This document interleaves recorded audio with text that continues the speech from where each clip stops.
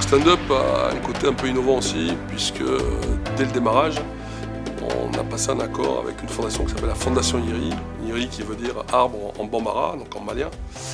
Et cette fondation est gérée par mon épouse Awa, qui tout simplement veut essayer d'apporter sa pierre à l'édifice, sa part de colibri, comme on dit chez stand-up. Et le but fondamental de la fondation est d'essayer de lutter contre la malnutrition. Tous les membres stand-up, donc ce qu'on appelle les stand-uppers, sont tous enclins à vouloir lutter et apporter leur aide à cette lutte.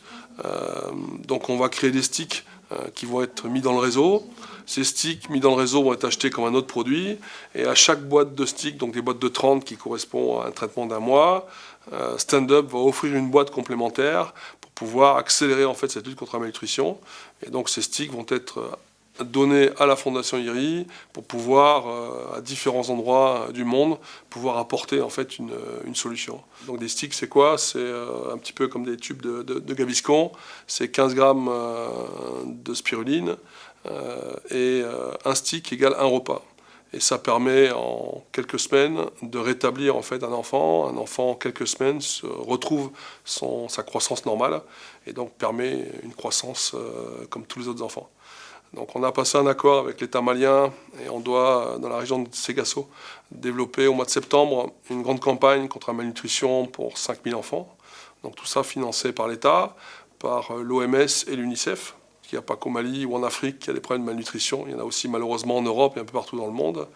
Et on est en train de finaliser un accord avec la Croix-Rouge portugaise pour, dans une école près de Lisbonne, en accord avec eux, on va leur apporter des sticks. Et pendant 6 mois, ils vont gérer donc comme un vrai cas clinique. Ils vont gérer en fait toute une classe d'enfants avec une partie où on va leur donner des sticks réellement à base de spiruline et une autre partie des enfants on leur donnera quelque chose d'autre mais sans rien à l'intérieur. Ce qui permettra comme ça de pouvoir contrôler et faire, donc de vérifier, de voir la croissance qui va être complètement différente entre les enfants qui prennent de la spiruline et ceux qui prennent rien. Et on travaille donc depuis maintenant le mois de novembre. On était passé donc à l'UNESCO pour présenter aux différents ambassadeurs du groupe Afrique ces produits, donc ces sticks. On va finaliser un accord avec l'OMS pour des sticks humanitaires et donc qui vont permettre de faciliter la lutte contre la malnutrition dans le monde avec des coûts moindres au niveau logistique, puisqu'évidemment envoyer des sticks à un endroit coûte beaucoup moins cher que d'envoyer des sacs de riz ou des quantités de produits.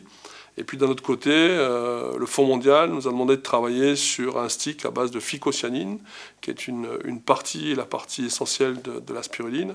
Et la phycocyanine, en fait, va apporter un renforcement des défenses immunitaires. Et donc ce stick-là, que le Fonds mondial nous a demandé, sera destiné à être envoyé sur des zones de guerre, sur des zones d'événements climatiques, ou toutes ces zones difficiles où les gens ont du mal à manger, où les conditions, l'eau n'est pas très bonne, où évidemment ils peuvent être sujets à avoir de graves maladies par la faiblesse et par la fatigue. Et donc ces sticks seront destinés à aider et à faciliter en fait pour que les gens puissent savoir plus rapidement lutter contre les maladies et pouvoir en fait se sortir plus vite physiquement de cet événement psychologique difficile.